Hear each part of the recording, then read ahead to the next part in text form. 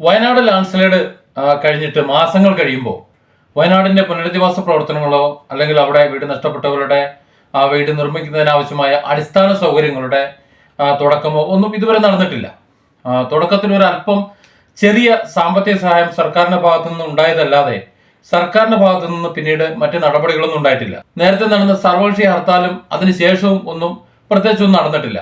എന്നാൽ ചില സ്വകാര്യ വ്യക്തികളും ചില സംഘടനകളും നടത്തിയിട്ടുള്ള ചില പ്രവർത്തനങ്ങൾ, ഏതാനും വീടുകളുടെ നിർമ്മാണ പ്രവർത്തനങ്ങൾ, അത് വാർത്ത വീടുകളുണ്ട്, വാർപ്പിനോട് എത്തി നിൽക്കുന്ന വീടുകളുണ്ട്, തറക്കല്ലിട്ടതുണ്ട്, അങ്ങനെ ഏതാനും ചില വീടുകളുടെ നിർമ്മാണ പ്രവർത്തനം മാത്രമാണ് അവിടെ നടന്നത്. ഇവിടെ സർക്കാർ യാതൊന്നും ചെയ്യാത്തത് കേന്ദ്ര അവഗണന കൊണ്ടാണ് എന്ന് സമർത്ഥിച്ചുകൊണ്ട് CPM ഒരു സമരം നടത്താൻ പോകുന്നു. ഈ വരുന്ന 5-ാം തീയതി LDF നടത്തുന്ന മാർച്ചും ധർണയും അതിൽ എല്ലാവരും സഹകരിക്കണമെന്നാണ് അവർ പറയുന്നത്. ഞാൻ ചോദിക്കുന്നത്, ഒരല്പമെങ്കിലും ആത്മാർത്ഥതയോടു കൂടിയാണ് അല്ലെങ്കിൽ വയനാടിന്റെ പുനരുജ്ജീവനം അത് ലക്ഷ്യമാക്കിയാണ് ഇത്തരത്തിൽ സമരം നടത്തുന്നുണ്ടെങ്കിൽ ഈ സമരം നടത്തേണ്ടത് നേരെ സെക്രട്ടേറിയറ്റിലേക്കാണ് അല്ലെങ്കിൽ AKG ഭവനിലേക്കാണ് എന്നാണ്. CPM ഒരു അല്പമെങ്കിലും ഒരു ധാർമ്മികതയുണ്ടെങ്കിൽ ആ ധാർമ്മികത ഈ സമരത്തിലൂടെ ആദ്യം ചെയ്യേണ്ടത് ഇവിടെയാണ്. പിന്നീടാണ് നരേന്ദ്രമോദി സർക്കാരിന് നേരെ കയറാനുള്ളത്. കാരണം 2200 കോടി രൂപയോളം ഇവിടെ ഉണ്ട്. ഏതാണ്ട് 600 കോടി രൂപ വയനാടിന് വേണ്ടി മാത്രമായി വന്നിട്ടുണ്ട്. വേറെ ആർക്കും കൊടുക്കണ്ട. വയനാടിന്റെ പുനരുജ്ജീവന പ്രവർത്തനങ്ങൾക്ക് വേണ്ടിയിട്ട് മാത്രമാണ് 600 കോടി രൂപ വന്നത്. അത് മുഖ്യമന്ത്രിയുടെ ദുരിതാശ്വാസ നിധിയിലേക്ക് വന്നത് വകമാറ്റി ചെലവഴിക്കേണ്ട ആവശ്യമില്ല. ആ പണം യഥാസമയം എടുത്ത് ചെലവഴിച്ചാൽ മതി. എന്നാൽ മാസങ്ങൾ കഴിഞ്ഞിട്ടും ആ 600 കോടി രൂപ ഇവിടെ എടുത്ത് ചെലവഴിക്കുന്നില്ല. അത് ചെലവഴിച്ചു കൊണ്ടിരിക്കുമ്പോൾ കേന്ദ്ര സഹായം കിട്ടുമ്പോൾ കിട്ടട്ടെ, കിട്ടിയില്ല എന്നുണ്ടെങ്കിൽ നമുക്ക് നമ്മുടെ ഇവിടുത്തെ സഹോദരങ്ങളെ മറക്കാൻ പറ്റുമോ? ഇവിടുത്തെ സന്നദ്ധ സംഘടനകളും മറ്റുള്ളവരും ഉണ്ടല്ലോ, അവരോട് ചോദിക്കുക, അവർ വീണ്ടും തരും. ഇവിടെ പ്രവർത്തനങ്ങൾ ഖജനാവിലേക്ക് വരുന്ന പണം അല്ലെങ്കിൽ മുഖ്യമന്ത്രിയുടെ ദുരിതാശ്വാസ നിധിയിലേക്ക് വരുന്ന പണം കൃത്യമായി വിനിയോഗിക്കപ്പെടുന്നുണ്ട് എന്ന് മനസ്സിലാക്കി കഴിഞ്ഞാൽ മലയാളികൾ വാരിക്കോരിത്തരും. അതാണ് മലയാളികളുടെ ഒരു രീതി എന്ന് പറയുന്നത്. ഇവിടെ ഏറ്റവും രസകരമായ വസ്തു എന്ന് പറയുന്നത്, ഈ 600 കോടി രൂപ വന്നു എന്നുള്ളത് ശരി തന്നെയാണ്. അത് ആരൊക്കെ എങ്ങനെയൊക്കെ തന്നു എന്ന് ക്രോഡീകരിച്ച് സൂക്ഷിച്ചില്ല എന്നാണ് പറയുന്നത്. കടമ്പനാട് സ്വദേശിയായിട്ടുള്ള മണ്ണടി പുഷ്പാകരൻ അയച്ച ഒരു വിവരാവകാശ അപേക്ഷ, അതിന് മറുപടിയായിട്ട് സർക്കാർ കൊടുത്തത് മുഖ്യമന്ത്രിയുടെ ദുരിതാശ്വാസ നിധിയിലേക്ക് സംഭാവന നൽകിയവരുടെ പേര് വിവരങ്ങൾ ക്രോഡീകരിച്ച് സൂക്ഷിച്ചിട്ടില്ല എന്നാണ്. അതായത് ആകെ വന്നത് 542 കോടി 89 ലക്ഷത്തി 3968 രൂപ. ഇതാണ് പറയുന്നത്. അതായത് മൊത്തം വന്ന തുകയുടെ കണക്കറിയാം, ആരൊക്കെ പണം തന്നു എന്ന് അറിയില്ല എന്നാണ്. അതായത് മൊത്തം വന്ന തുക സർക്കാർ പറയുന്നത് അല്ലെങ്കിൽ CPM പറയുന്നത് ജനങ്ങൾ വിശ്വസിച്ചോളണം എന്നാണ് പറയുന്നത്. ഇവിടെ 10-30 കോടി രൂപ മാത്രം വന്നിട്ടുള്ള മുസ്ലിം ലീഗിന്റെ ഒരു ആപ്ലിക്കേഷൻ ഉണ്ട്. വളരെ പെട്ടെന്ന് തട്ടിക്കൂട്ടിയ ഒരു ആപ്ലിക്കേഷനാണ്. ആ ആപ്ലിക്കേഷൻ പരിശോധിച്ച് കഴിഞ്ഞാൽ ആര് എപ്പോ എത്ര രൂപ എവിടെ നിന്ന് തന്നു, ഏത് അക്കൗണ്ടിൽ നിന്ന് തന്നു എന്ന് വളരെ വ്യക്തമായിട്ട് അറിയാൻ പറ്റും. ഒരൊറ്റ ക്ലിക്കിൽ അതിന്റെ മുഴുവൻ സ്റ്റേറ്റ്മെന്റും കിട്ടും. എന്നിരിക്കെയാണ് ഒരു സർക്കാർ തലത്തിലുള്ള ഒരു സംവിധാനത്തിൽ ഈ പണം തന്നതിനെ കുറിച്ച് യാതൊരു രേഖയും ലഭ്യമല്ല എന്ന് വിവരാവകാശ രേഖ മറുപടി കൊടുക്കുന്നത്. ഇവിടെ 542 കോടി 89 ലക്ഷം രൂപ ഉണ്ട് എന്ന് സർക്കാർ തന്നെ പറയുന്നുണ്ട്. അങ്ങനെയാണെങ്കിൽ ഈ 543 കോടി രൂപ എടുത്ത് വയനാട്ടിലേക്ക് ചെലവഴിച്ചൂടെ? വയനാടിന്റെ നിർമ്മാണ പ്രവർത്തനങ്ങൾക്ക് തുടക്കം കുറിച്ചൂടെ? അവിടെ സ്ഥലം വാങ്ങാനും മറ്റു കാര്യങ്ങൾ ചെയ്തൂടെ? അത് ചെയ്യാതെ ആ പണം പൂഴ്ത്തി വെച്ചേക്കുമ്പോൾ ആ പൂഴ്ത്തി വെക്കലിനെതിരെ സമരം നടത്താതെ CPM കേന്ദ്ര അവഗണനയ്ക്കെതിരെ വീണ്ടും സമരം നടത്തിക്കൊണ്ടിരുന്നാൽ എന്താണ് അർത്ഥമാക്കേണ്ടത്? അതായത് ഞങ്ങൾ എന്തൊക്കെയോ ഇവിടെ ചെയ്യുന്നുണ്ട്, കേന്ദ്രം ചെയ്യാത്തത് കൊണ്ടാണ്, പിണറായി സർക്കാർ ചെയ്യാൻ പറ്റാഞ്ഞിട്ടല്ല, അവർ അതിന് തയ്യാറാണ് എന്ന് കണ്ണിൽ പൊടിയിട്ടുകൊണ്ട്, അതായത് ഖജനാവിൽ ഒന്നും ഇല്ല എന്ന് പറഞ്ഞുകൊണ്ടാണ് നിൽക്കുന്നത്. ഖജനാവിൽ നേരത്തെ തന്നെ ഈ ലാൻഡ് സ്ലൈഡ് നടക്കുന്ന സമയത്ത് തന്നെ ഖജനാവിൽ 1700 കോടി രൂപ ബാക്കിയിരിപ്പുണ്ട്. അതിൽ നിന്ന് ഒരു ചെറിയ വിഹിതം വയനാട്ടിലേക്ക് വിനിയോഗിക്കാവുന്നതാണ്. അതായത് മുഴുവൻ പണവും വയനാട്ടിലേക്കുള്ളതല്ല, സംസ്ഥാനത്ത് ഒന്നായിട്ടുള്ള ദുരിതാശ്വാസ പ്രവർത്തനങ്ങൾക്കുള്ള ഫണ്ടാണത്. അത് ഏതെങ്കിലും ഒരു സ്ഥലത്തേക്ക് മാത്രമായി വിനിയോഗിക്കാൻ കഴിയില്ല, ശരിയാണ്.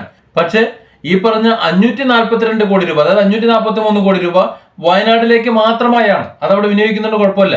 ആ 549 കോടിയും നേരത്തെയുള്ള നീക്കിയിരിപ്പിൽ വയനാടിന് അർഹതപ്പെട്ട ആ പണവും ഇത് രണ്ടും കൂടെ ചേർന്നാൽ 600 കോടി രൂപ ഉണ്ടാവും. ആ 600 കോടി രൂപ മതി വയനാടിന്റെ പുനരുദ്ധാരണ പ്രവർത്തനങ്ങൾക്ക്. കാര്യം സ്ഥലം കണ്ടെത്തിയാൽ മതി. പിന്നെ ഇവിടെ അടിസ്ഥാന വികസന കാര്യങ്ങളും വീടും മറ്റു കാര്യങ്ങളും എല്ലാം സന്നദ്ധ സംഘടനകൾ ചെയ്തു കൊടുത്തോളും. അതിനുശേഷം മറ്റെന്തെങ്കിലുമൊക്കെ ആവശ്യമുണ്ടെങ്കിൽ ആ ഭാഗം നമുക്ക് കൂടുതൽ ഫണ്ട് കണ്ടെത്തിക്കൊണ്ട്, അതായത് മലയാളികൾ കൈയഞ്ഞ് സഹായിക്കും.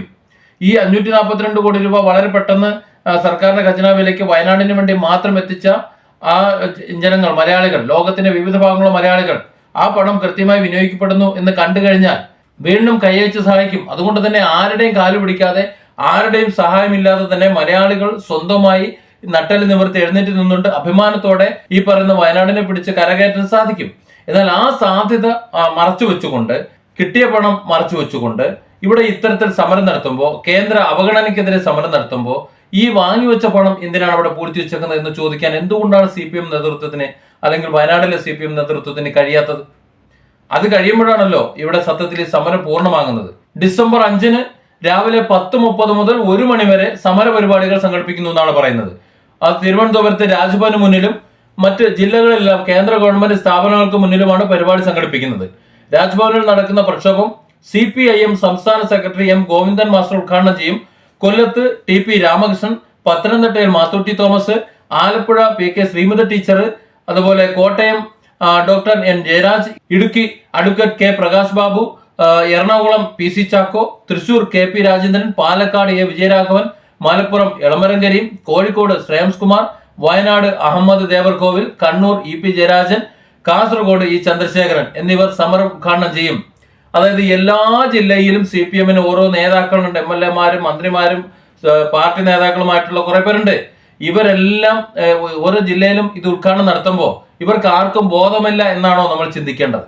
എന്റെ ഖജനാവിൽ വന്നു കിടക്കുന്ന 549 കോടി രൂപ വരെ കാണുന്നില്ല.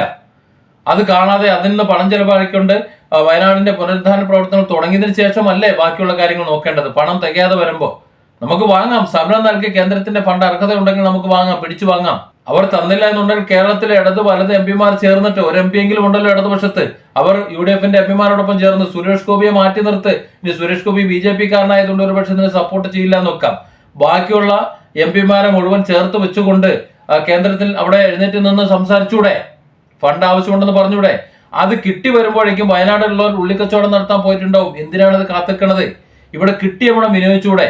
ഈ 549 കോടി രൂപ പൂഴ്ത്തി വെച്ചിട്ട് ഇത്തരത്തിൽ കേന്ദ്ര ഓഫീസുകൾക്ക് മുന്നിൽ, അതും എല്ലാ ജില്ലാ ആസ്ഥാനങ്ങൾക്ക് മുന്നിൽ സമരം നടത്തുന്നത് ഈ പണം അടിച്ചു മാറ്റാനുള്ള തന്ത്രമായിട്ടേ കണക്കാക്കാൻ പറ്റൂ. അല്ലെങ്കിൽ ഈ പണം വിനിയോഗിക്കപ്പെടണം, ഇത് അർഹതയുള്ള കരങ്ങളിൽ എത്തണം, അവർക്ക് വീട് വെക്കാനുള്ള സ്ഥലം വാങ്ങാനുള്ള സഹായം ചെയ്തു കൊടുക്കണം. ഇനി ഒരു ടൗൺഷിപ്പായി ഉണ്ടാക്കുക എന്ന് പറയുന്നത് ഇനി നടക്കുന്ന കാര്യമല്ല. അത്തരത്തിൽ ഒരു ടൗൺഷിപ്പ് വയനാട്ടുകാർ ഇപ്പോൾ ആഗ്രഹിക്കുന്നുമില്ല. തുടക്കത്തിൽ അത്തരത്തിലുള്ള ആഗ്രഹിച്ചിരുന്നു, കാര്യം ശരിയാണ്. പക്ഷെ അത് നടക്കില്ല എന്ന് മനസ്സിലായി. അവരത് തിരിച്ചറിഞ്ഞു കഴിഞ്ഞപ്പോൾ ഇനി അമ്മാതിരിയുള്ള പരിപാടിക്കില്ല എന്നവർ തീരുമാനിച്ചതാണ്. അവർക്ക് അവർ ഉദ്ദേശിച്ച സ്ഥലത്ത് എവിടെയെങ്കിലും സ്ഥലം വാങ്ങാനുള്ള ഒരു സാമ്പത്തിക സഹായം ചെയ്താൽ മതി. അത് എത്ര കൊടുക്കുമെന്ന് തീരുമാനിച്ചാൽ മതി. മതിയായ സാമ്പത്തിക സഹായം അവർക്ക് കൊടുത്തു കഴിഞ്ഞാൽ വീട് വെക്കാൻ ഇവിടെ സന്നദ്ധ സംഘടനകളുണ്ട്, അവരെ പുനരധിവാസത്തിന് മറ്റു പ്രവർത്തനങ്ങൾ, മറ്റു സംഘടനകളുണ്ട്. ആവശ്യത്തിലധികം പണം ആ മേഖലയിലുണ്ട്.